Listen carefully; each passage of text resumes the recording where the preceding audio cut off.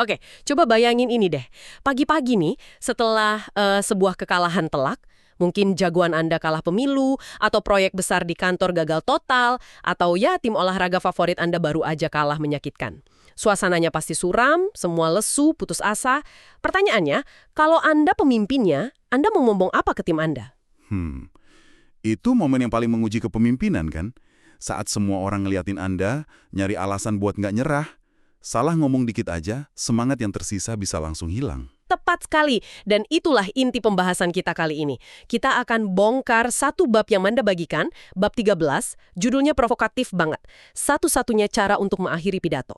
Penulisnya ini mantan penulis pidato Gedung Putih, dan dia bikin klaim yang luar biasa berani. Katanya, setiap pidato yang efektif, tanpa kecuali, cuma bisa diakhiri dengan satu cara.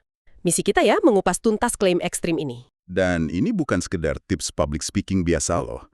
Klaim ini jauh lebih dalam. Kita nggak akan ngomongin kata-kata penyemangat yang klise. Kita akan menyelami psikologi di baliknya.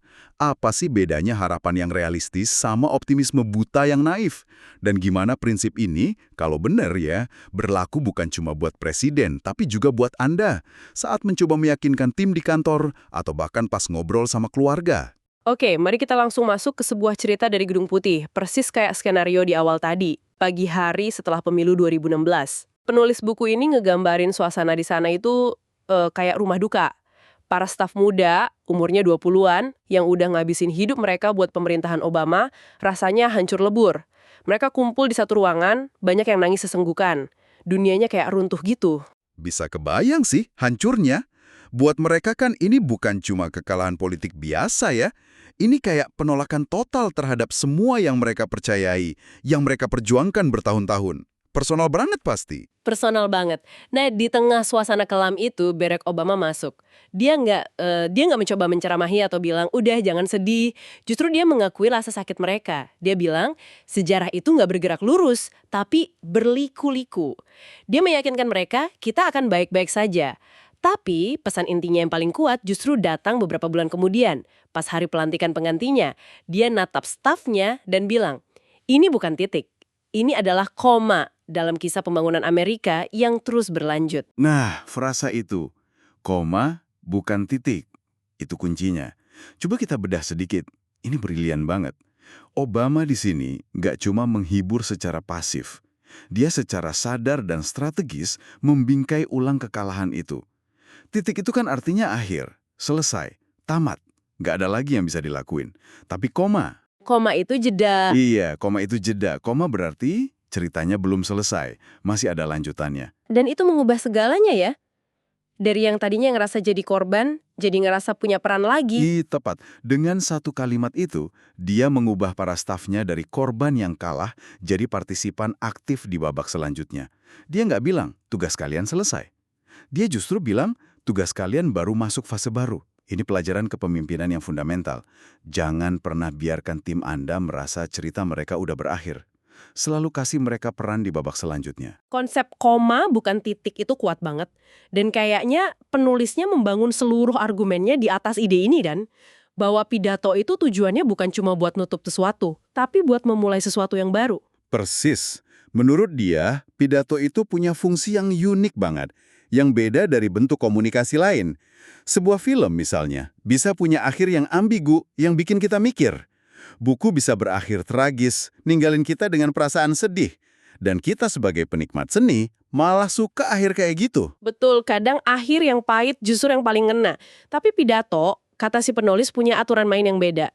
Pidato nggak punya kemewahan buat berakhir tragis atau ambigu. Kenapa? Karena tujuan inti dari sebuah pidato itu untuk mendorong audiens melakukan sesuatu. Mengubah pikiran, mengambil tindakan, nyumbang, milih. Dan orang cuma mau bertindak kalau mereka percaya tindakan mereka ada gunanya. Kalau mereka percaya, kemajuan itu mungkin. Dengan kata lain, ya nggak ada orang yang mau capek-capek berjuang buat tujuan yang mereka yakin udah pasti gagal. Nah, itu dia. Makanya menurut penulis, satu-satunya kesimpulan yang logis adalah pidato harus diakhiri dengan harapan. Karena harapan adalah bahan bakar buat tindakan. Tanpa harapan, audiens Anda mungkin setuju sama semua poin Anda, tapi mereka bakal pulang dan nggak ngapa-ngapain. Tunggu. Saya setuju soal pentingnya harapan. Banget malah. Tapi klaim penulis kalau itu satu-satunya cara buat mengakhiri pidato. Ekstrim ya kedengarannya. Iya, ekstrim banget kan? Gimana dengan pidato yang tujuannya justru buat ngasih peringatan keras? Misalnya tentang krisis iklim atau bahaya merokok. Bukannya kadang ngasih sedikit rasa takut atau urgensi yang mencekam itu malah lebih efektif? Pertanyaan bagus banget. Karena saya juga sempat mikir gitu, seolah-olah argumen ini terlalu sederhana. Tapi penulisnya punya jawaban buat itu. Dia bakal bilang, bahkan dalam pidato yang penuh peringatan, tujuan akhirnya tetap bukan buat bikin orang putus asa. Oke, coba jelaskan. Tujuannya itu buat nunjukin gambaran masa depan yang suram jika kita nggak bertindak. Tapi kemudian harus selalu diakhiri dengan pesan. Tapi masih ada jalan keluar. Masih ada yang bisa kita lakukan. Kalau kita bertindak sekarang, kita bisa menghindari masa depan itu. Nah, pesan kalau kita bertindak sekarang, itulah benih harapannya. Jadi rasa takut itu dipakai sebagai pemicu, tapi harapan tetap jadi tujuan akhir yang mendorong tindakan nyata. Tanpa itu, orang cuma bakal ngerasa lumpuh karena cemas. Jadi ketakutan itu alatnya, tapi harapan tetap bahan bakarnya. Oke, itu masuk akal.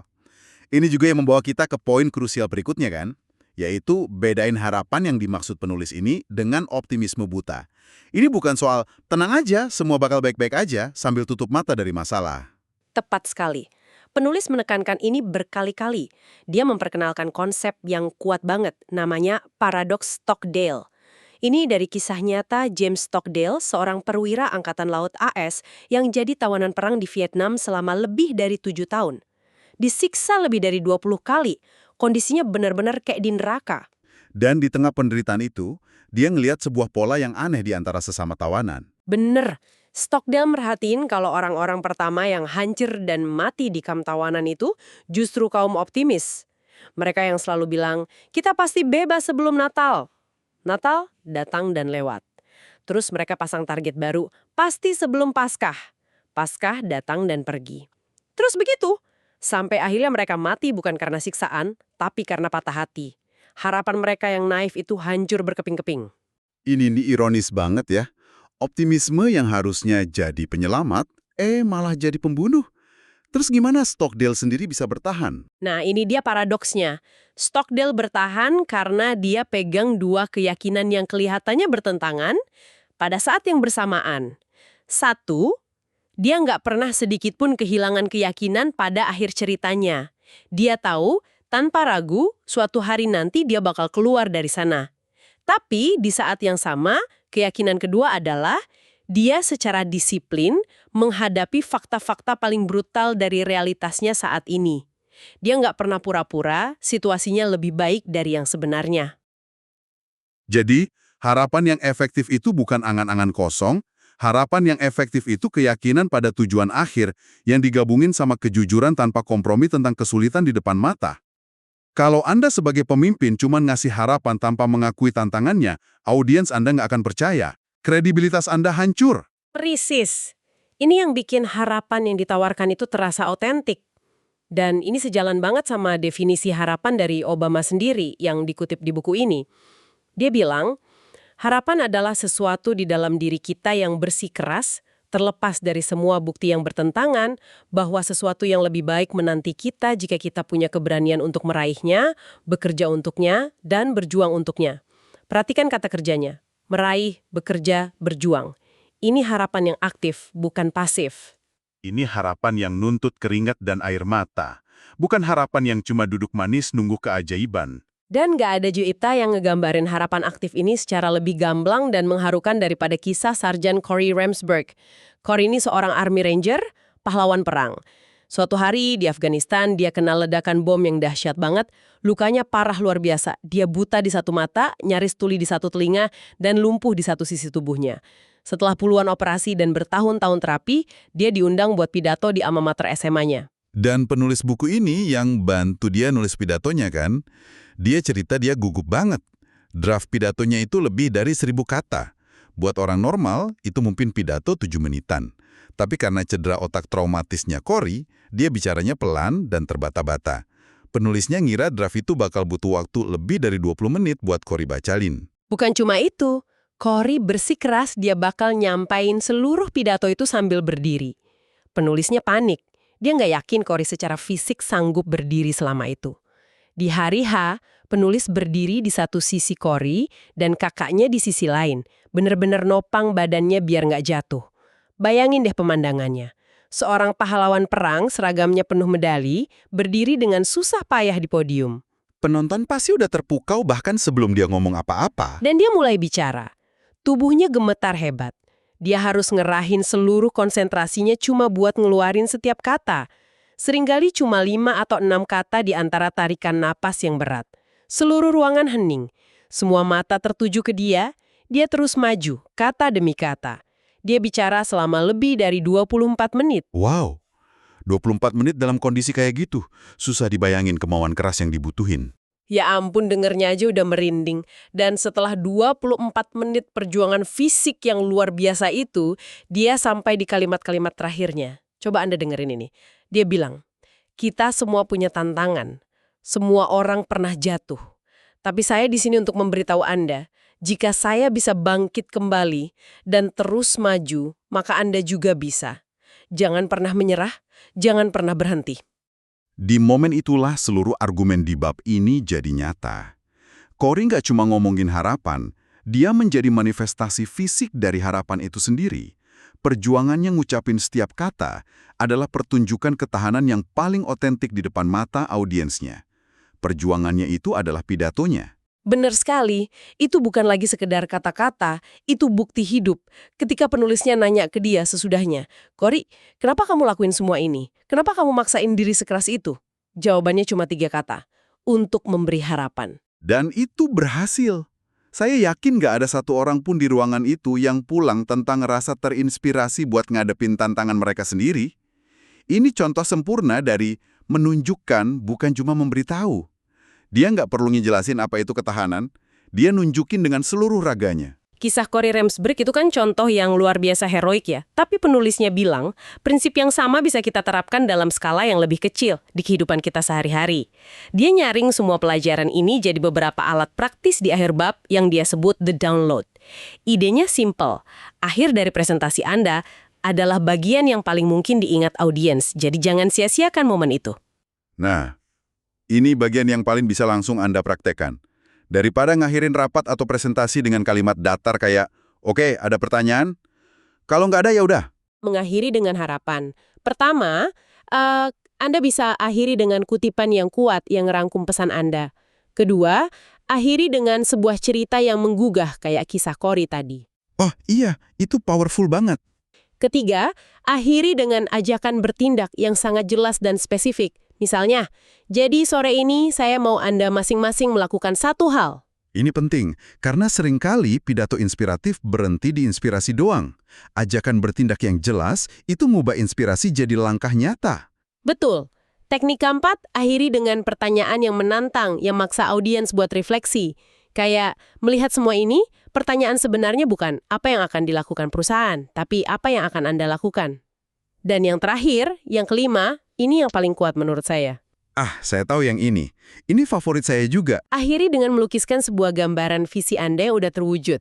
Ajak audiens Anda ngebayangin dunia yang lebih baik yang bakal tercipta kalau mereka ngambil tindakan yang Anda minta. Deskripsikan dengan detail gimana rasanya, apa yang kelihatan, apa yang kedengaran. Dan ini yang paling kuat. Karena ini ngubah audiens dari sekedar pendengar jadi rekan seperjuangan dalam membangun masa depan itu. Anda nggak cuma nyuruh mereka kerja, Anda ngundang mereka buat ikut nyiptain sebuah visi yang indah. Ini bukan lagi daftar teknik, ini palet buat melukis masa depan. Jadi kalau kita tarik benang merahnya, apa artinya semua ini? Mengakhiri sebuah pidato atau presentasi atau bahkan rapat, bukan cuma soal membungkusnya dengan rapi. Ini tentang meluncurkan audiens Anda ke dalam tindakan, ini tentang memulai babak baru dari cerita yang lagi Anda bangun bareng-bareng. Dan harapan adalah bahan bakarnya. Tanpa harapan, audiens Anda bakal diem aja di landasan peluncuran. Dengan harapan yang otentik dan beralasan, Anda ngasih mereka energi buat lepas landas dan benar-benar ngelakuin sesuatu setelah mereka ninggalin ruangan. Sebuah pengingat yang kuat bahwa setiap kata yang kita pilih di akhir komunikasi kita punya tujuan dan bisa punya dampak besar. Dan itu membawa kita ke sebuah pemikiran penutup buat Anda. Penulis buku ini bikin argumen yang sangat absolut bahwa harapan adalah satu-satunya cara mengakhiri pidato yang mendorong tindakan. Ini menimbulkan pertanyaan menarik buat Anda renungkan.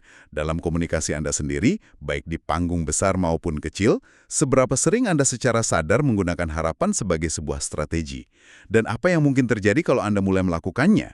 Nggak cuma dalam presentasi besar, tapi dalam email ke tim Anda, dalam rapat mingguan yang rasanya bosenin, dan bahkan dalam percakapan dengan orang yang Anda sayangi pas mereka lagi jatuh. Apa yang akan berubah?